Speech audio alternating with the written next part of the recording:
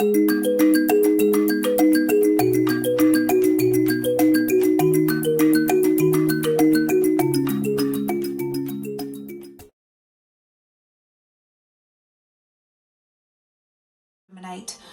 it does appear that a disproportionate number of people from ethnic minority backgrounds are dying from the virus. What do we know so far? So far, just over 16% of coronavirus deaths in England were of BAME ethnicity. That's despite BAME people accounting for 14% of the population in England and Wales.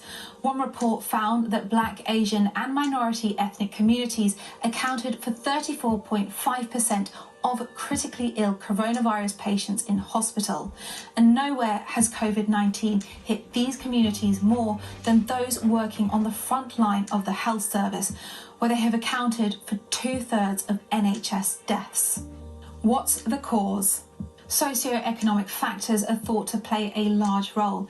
People from BAME backgrounds disproportionately work in jobs where there's a higher risk of being infected, including work on the NHS frontline and care homes, as well as taxi, bus and delivery drivers. In BAME communities, it's more common for people to live with extended family. These multi-generational households could lead to an increase of the virus spreading. And what about cultural issues? When you have families that are overcrowded, who are visiting each other, culturally, when there are funerals, where there are condolences, these issues have an enormous impact on the data. And culture, economics all play a big role. And I think we share this with other communities, whether it's the Sikh community, the Jewish community. Please continue to follow the government's guidelines. Please adhere to social distancing. This week, Asian celebrities recorded this video urging minority groups to follow the lockdown rules, with concerns that some advice wasn't reaching certain communities. The government has launched a review into why people from BAME backgrounds appear to be disproportionately affected by COVID-19. Understanding why BAME people seem to be hardest hit will be vital in finding ways to minimise the risk to those communities. All her life caring for others. Professionally at Harrogate District Hospital, where she was an agency nurse, and at home, where she raised her 5 children. They say she was failed by the NHS, which didn't properly protect her from coronavirus. She was my soldier. She was literally my soldier. She said everything I'd done wrong, everything I'd done right, she was by my side, literally. And it's like that. They sent her to war with a shortage of ammo, and that's what happened. Josie Ann died in hospital on Easter Monday after contracting COVID-19. Aged 55, her children say their mum couldn't afford to stop working, no matter how unsafe she felt. She told me that they gave her like gloves and like just a normal mask and an apron. Her colleague was like, there's no way that I could do this. Like, this is basically the protection that you give when you're about to wash a patient. This is not for something as serious as corona. Josie Ann started showing symptoms a week before she was hospitalised. Her sons and daughters want to know why, as a frontline worker, she wasn't tested until it was too late.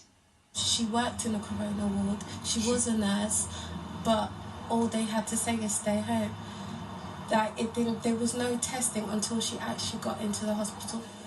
The trust which runs the hospital where Josie Ann worked says it's confident all staff have had the right protective equipment when they needed it. We've kind of accepted the fact that she's not with us anymore, but she's still surrounding us. Her aura is still there, and her smile and her smell, her room still smells like her, her jewellery smells like her as well.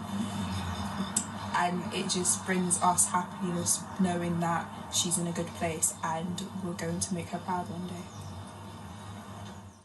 This family don't want to cry, they just want everyone to remember their mother and what she did to help others. Stacey Foster, News at 10, Leeds. This is him with his son. This is him he was hospitalised from the 21st of March with acute asthma attack. He was placed into critical care after being reviewed by the ICU doctors, and he was in a coma, induced coma for about 3 to 4 days, and then they brought him round. He was sitting up, he was breathing on in his arm, but he still needed oxygen.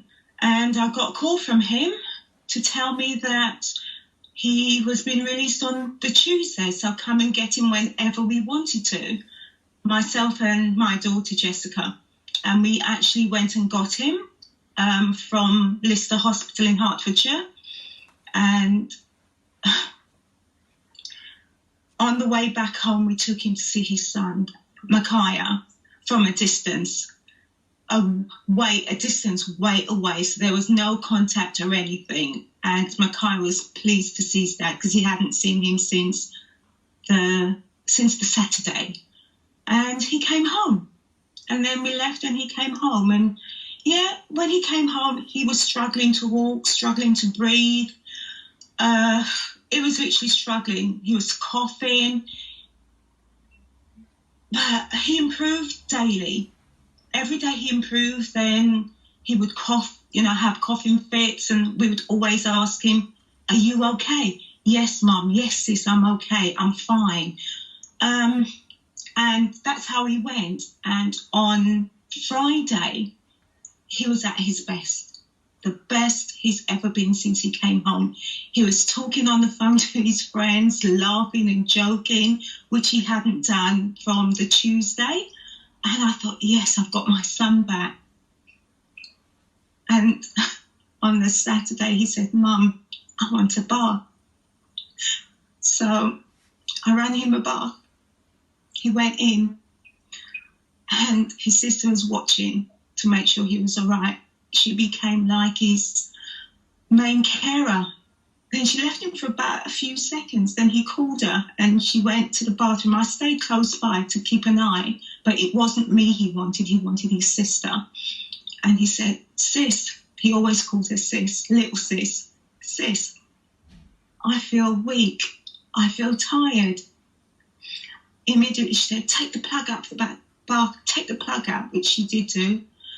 And he was getting angry with himself, really angry, because he couldn't do what he wanted to do because whatever was going on stopped him. He didn't have the strength to do anything. He said, "If I can get myself on my knees, then I can get up and then I can go to my room. I just want to go and lie down." So he managed to get out the bath. Jessica was in front of him and I was at the back. He walked into his room and he literally dropped on the bed. That time his breathing was really bad. His chest was going up and down, up and down, up and down, up and down. The ambulance crew, well, I had to phone them the second time and my son was screaming, "Get the ambulance now, I want to go to hospital, I want to go to hospital." Then they came up. But before all that, he said to me, "Mum, I'm tired. I want to go to sleep." And something told me, don't let him sleep, because if I let him sleep, he won't wake up and I'd lose him. So I went and knelt in front of him, held his face with both my hands, and I said, "Max, look at me, talk to me." And then he said to me, "Mum, I'm not going to make it. I'm not going to make it." And what seemed like a lifetime, the doctor came in and asked me to sit down. I said to him, "No, I'm not going to sit down. We're not going to sit down. You tell me what's going on. Tell me." And he said,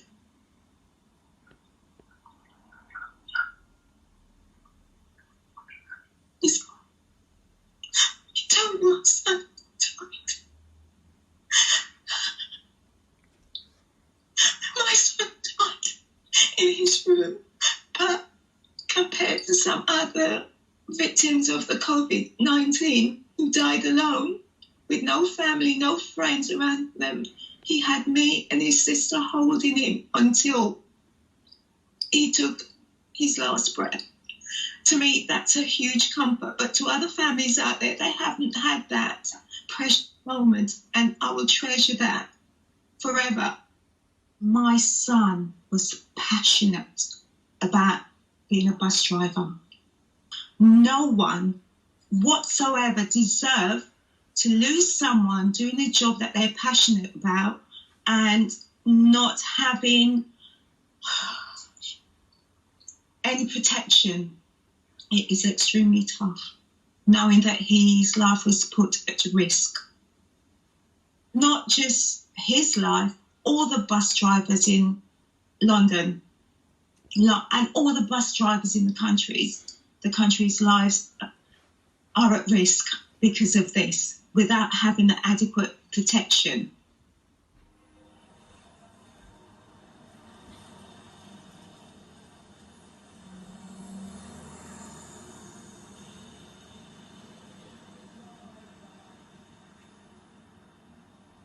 Turned into zones for contagion. Nobody could have prepared them for what was to come. This is an amber zone, and it's considered an amber zone because we know that there will be some patients here that are positive, but not all of them are, and therefore we advise everybody to wear masks. St Heliers respiratory ward. The contrast from the intensive care unit we saw yesterday at the Trust's Epsom site couldn't be greater. There it was full protection, head to toe. Today the rules say just a surgical mask. It was one of the first wards where we had an increase in patients needing respiratory support, and so we turned it into what's called an amber area with a red area. This is nursing like they have never known. How are you feeling today? Oh, much worse than when I did come in. Can't get rid of me. No. I can't get the breath there. Yeah. 60-year-old Rosanna Goodsell had been here for 5 days. And sitting up is better? I think that in my mind it's sitting up. If I'm sitting up, I'm all right. Yeah. In my legs and my stomach and that. No. Because they're all bloated out. Yeah. So, okay. It's just mind over matter. The patients here in St Heliers COVID wards are not so sick that they need to be in intensive care. How was she? She was fine. Still, she's quite rough, but that's expected. But the ones we spoke to seemed shell-shocked. Not just their breath, but what had happened to them. And the staff, they don't have time to process this. They just have to get on with it. We have lots of staff doing things that they've never done before. So we've got people who worked in ophthalmology, for instance, swabbing staff and in our pods so that staff can get their results back. We have therapists who have just done musculoskeletal stuff, working in ITU, looking after patients in ITU as part of the team. So the response from staff has been fantastic.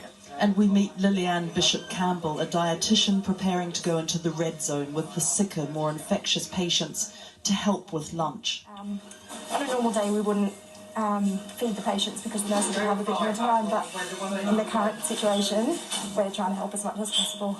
The staff have had to adapt. The hospital has had to change. They're learning as they go. And they're asking questions. Like the government, which has now announced an inquiry into whether Black, Asian and minority ethnic people are disproportionately affected by COVID-19. Well, they'd already noticed that here. For me, as a BME chief nurse, it's important to recognize, because I recognise it. I know that, BME staff are probably working very differently, with a very different kind of burden in terms of we're here, but we have families that are hundreds and thousands of miles away, some of them. But staff are just really positive, have been responding, have been coming to work and doing the best that they can do for patients. Epsom in St Heliers was one of the first trusts in the country to be hit by the wave of COVID-19 patients. Keeping them alive on ventilators, giving hundreds at a time oxygen, they needed new tanks and new piping. It's something you would never think of. a CT scanner in the car park so non-COVID patients don't have to go into the hospital. Would I be able to get you to show me your movement of your wrist? So Virtual consultations. They've had to reschedule 96,000 appointments. So we're in one of the operating theatres in Epsom General Hospital. On a normal day, we would have been doing quite a lot of cancer diagnostic and cancer treatment surgery in this theatre. And as you can see, it's empty. The government bought up all of the capacity of the private hospitals. And we have 2 local private hospitals. And we have been sending all of our urgent cancer patients and the urgent planned care operations to them to be operated on. We've been filming for 2 days now at Epsom and now here at St Helier, and the thing that stands out the most for those of us who spend a lot of time coming in and out of hospitals is just how quiet it is. There aren't the patients and the staff in the corridors. They're all busy on the wards, or they're actually simply not here. They're being kept away. I was just sitting here like I'm talking to you. If I had a lot of pain on me, I could understand it, but I didn't. Just the cough. It just came and, and it got me there. The lungs. That's where it got me there. Very frightening. Were you frightened? Very frightening indeed when they said that you can go. Oh, yeah. Oh, Jesus. Yeah, it's not a nice thing to be told. What did they tell you? When you're told you got that on you. Yeah, but there's not a lot you can do about it, is there, really? You were worried that you would go downhill, that you would... Oh, I did go downhill quick. I went down a hill a bit too quick for my liking, dear. But I've got very good people around me. Mr. Smith has been in hospital for 2 weeks. He spent his 75th birthday in here. In a neighbouring room was 89-year-old Brian Mason, a former policeman about to be released after 12 days. What was interesting was these 2 men had very different symptoms. I had meeting at home for 4 days, and now I then started eating it, and I think from then on I've started feeling that much better. Were you ever worried that you were going to get even more sick? Did they warn you that you could deteriorate? Yes.